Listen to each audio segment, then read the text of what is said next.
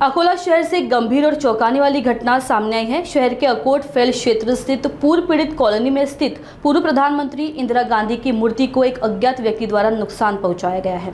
घटना की जानकारी मिलते ही कांग्रेस कार्यकर्ताओं में भारी आक्रोश फैल गया। देखते ही देखते बड़ी संख्या में कार्यकर्ता मौके पर जमा हो गए। स्थिति को गंभीर होता देख रामदास पेट और अकोट फैल पुलिस ने त्वरित मौके पर पहुंचकर स्थिति को नियंत्रण में लिया। इस समय इलाके में तनावपूर्ण शांति बनी हुई है। पुलिस ने जनता से शांति बनाए रखने और किसी भी अफवाह पर विश्वास न करने की अपील की है। पुलिस ने मामले में एक संदिग्ध व्यक्ति को हिरासत में लिया है और एफआईआर दर्ज की जा चुकी है। वहीं इंदिरा गांधी की मूर्ति की मरम्मत का कार्य भी शुरू कर दिया गया है।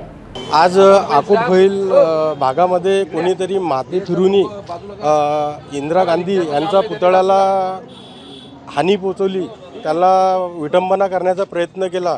तर हे कोणत्या तरी माथेफिरूंनी शांतता भंग व्हावी, दोन लोकांमध्ये जे शांतता आहे तिथे तीळ निर्माण व्हावी या अनुषंगाने हे प्रकार केलेला आहे।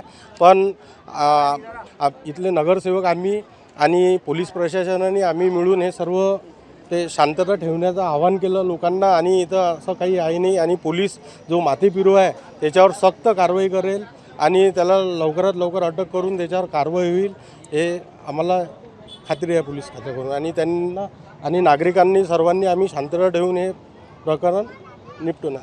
आज रोजी सकाळी माहिती मिळाली की पूरपीडित कॉलनी या ठिकाणी कॉर्नरवर असलेल्या इंदिरा गांधी यांच्या पुतळ्याचे कोणीतरी अज्ञात इसमाने नुकसान करण्याचा प्रयत्न केलेला आहे।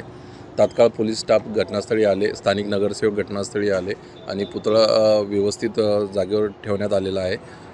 तपासाचे माहिती घेण्याचा प्रयत्न केला असता एका इसमाचं नाव निष्पन्न होत आहे आणि तात्काळ दुरुस्ती करून पुतळा आहे त्या जागेवर व्यवस्थित बसवण्याचा प्रयत्न करीत आहे आणि घटनास्थळी शांतता आहे। त्या संदर्भात गुन्हा दाखल करून ज्या आरोपीने हे दुष्कृत्य केलेलं आहे त्याला तात्काळ अटक करण्याची तजवीज ठेवलेली आहे। सदर घटनास्थळी शांतता आहे, कोणी अफवावरती विश्वास ठेवू नये। सदर घटनास्थळी स्थानिक लोक आणि स्थानिक प्रतिनिधी यांच्या मदतीने पुतळा सुस्थितीत पूर्वस्थितीत करण्याचा प्रयत्न करीत आहे।